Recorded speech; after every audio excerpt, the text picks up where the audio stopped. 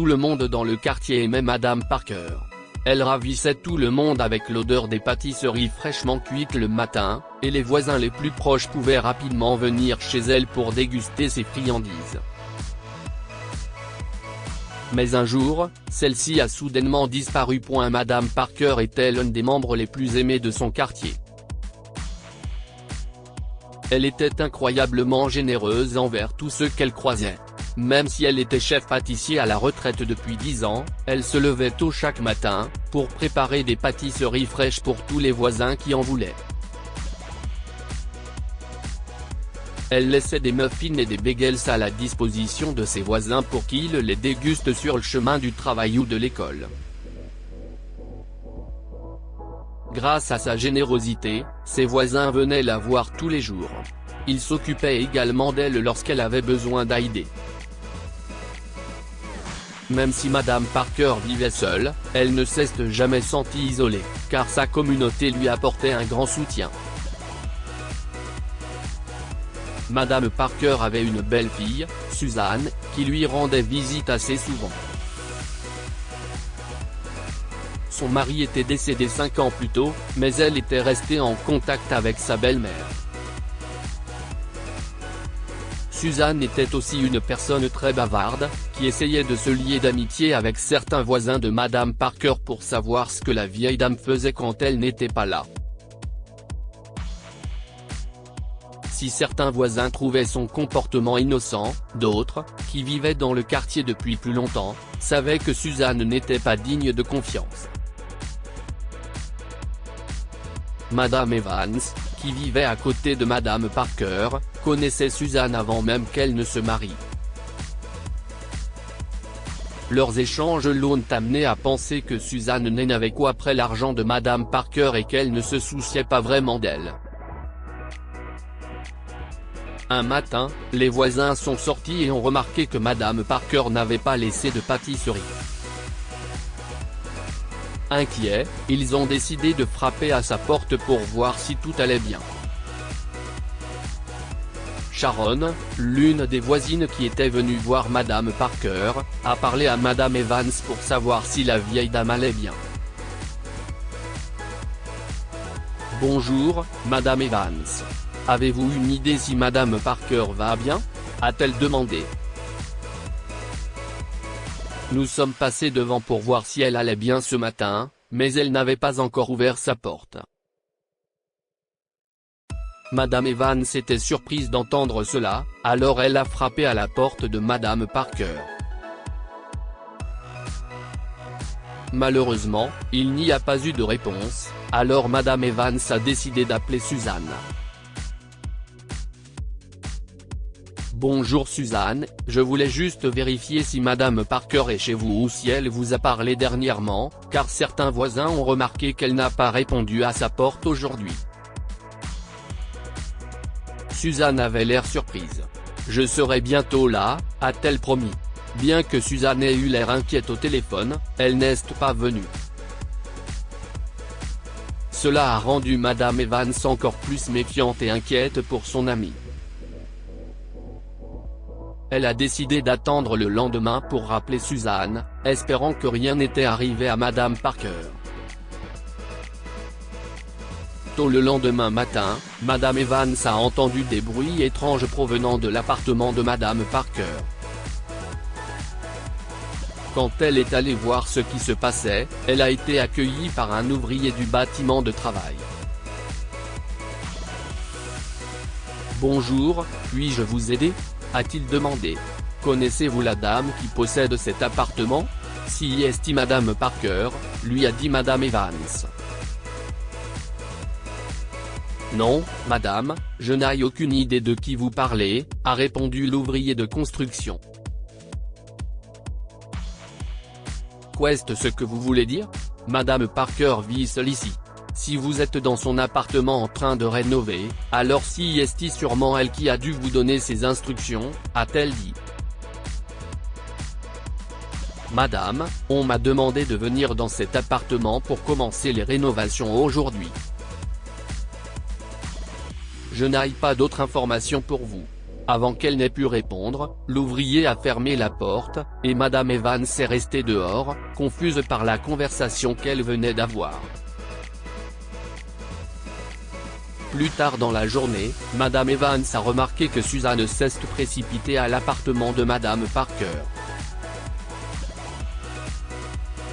Suzanne, j'ai remarqué que les rénovations dans l'appartement de Madame Parker sont en cours depuis quelques jours, et ni les voisins ni moi ne l'avons vue dernièrement.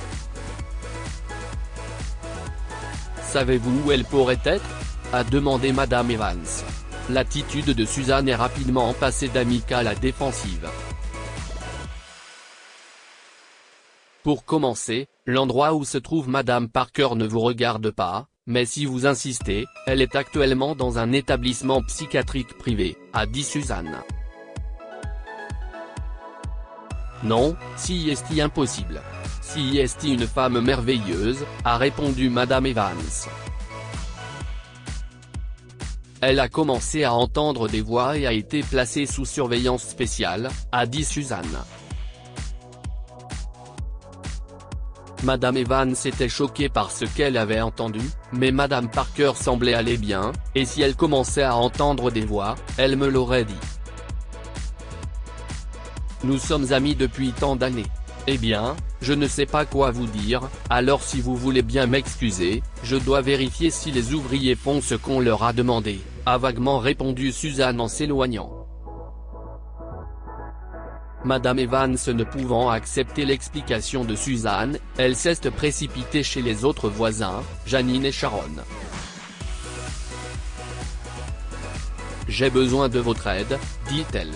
Je pense que Suzanne a fait quelque chose à Madame Parker et qu'elle s'est emparée de son appartement.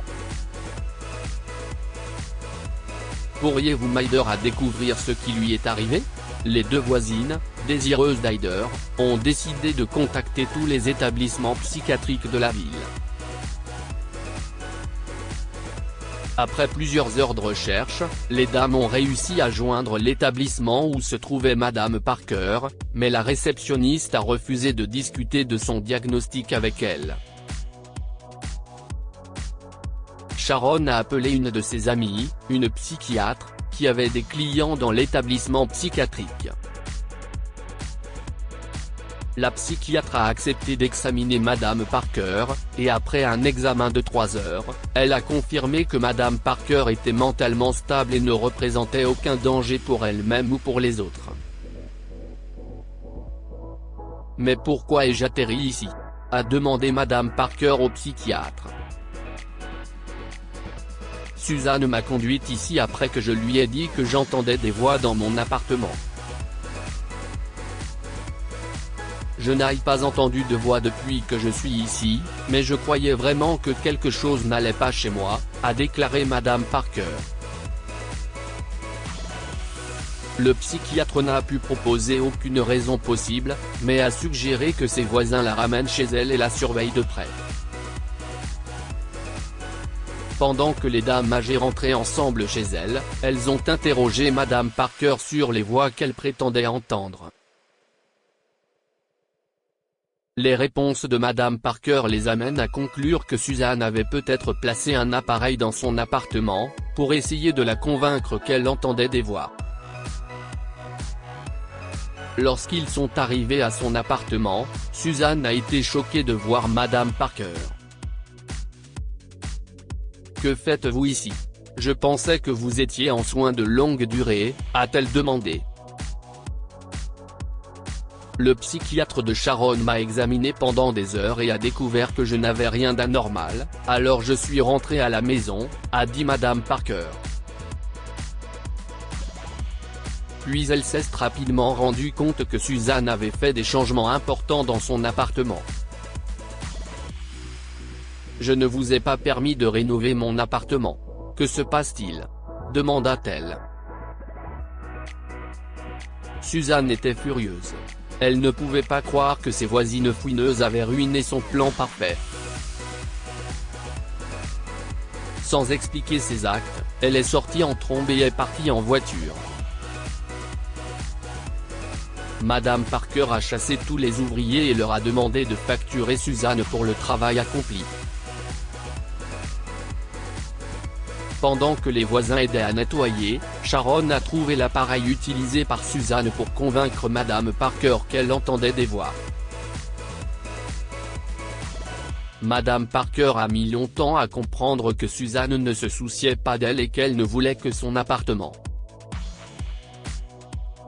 Elle a fini par la rayer de son testament et ne l'a jamais revue. Que pouvons-nous apprendre de cette histoire? Les vrais amis feront un effort supplémentaire pour prendre soin de vous. Les voisins de Madame Parker auraient pu croire les mensonges de Suzanne, mais comme ils tenaient à elle, ils ont fait l'effort de vérifier si elle allait bien. La gentillesse donnée mène toujours à la compassion retournée.